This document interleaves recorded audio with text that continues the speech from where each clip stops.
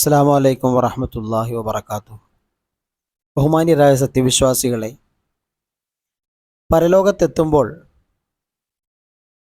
ഒരു വിഭാഗത്തെ സ്വർഗത്തിലേക്കും മറ്റൊരു വിഭാഗത്തെ നരകത്തിലേക്കും പറഞ്ഞേക്കുന്ന സന്ദർഭത്തിൽ നരകാവകാശികളായി പോയ ആളുകളോട് സ്വർഗത്തിൽ പോകാൻ വിധിക്കപ്പെട്ട ആളുകൾ ചോദിക്കുന്ന ഒരു രംഗം വിശുദ്ധ ഖുർആനിൽ സൂറത്ത് മുദ്ദസ്സിറിന്റെ 42 മുതൽ 45 വരെയുള്ള വചനങ്ങളിൽ അള്ളാഹു വിവരിക്കുന്നത് കാണാം.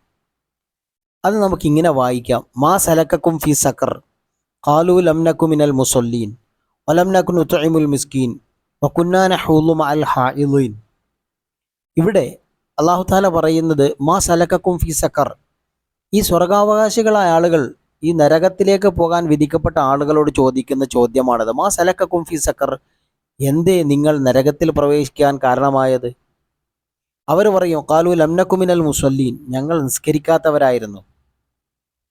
വലം നകു നുത്ഇമുൽ മിസ്കീൻ, ഞങ്ങൾ സാധുക്കൾക്ക് ഭക്ഷണം കൊടുത്തില്ല. വകുന്നാ നഹൂളു മഅൽ ഹായിളീൻ, ഞങ്ങൾ നാട്ടിലെ ഒഴുക്കിനൊപ്പിച്ച് ഞങ്ങൾ ഇങ്ങനെ നീന്തുകയായിരുന്നു. അതായത് നാട്ടുകാർക്കൊപ്പിച്ച് ഞങ്ങൾ ഇങ്ങനെ ജീവിച്ചു. അതുകൊണ്ടാണ് ഞങ്ങൾ ഈ ദുരവസ്ഥയിലേക്ക് പെട്ടുപോയത്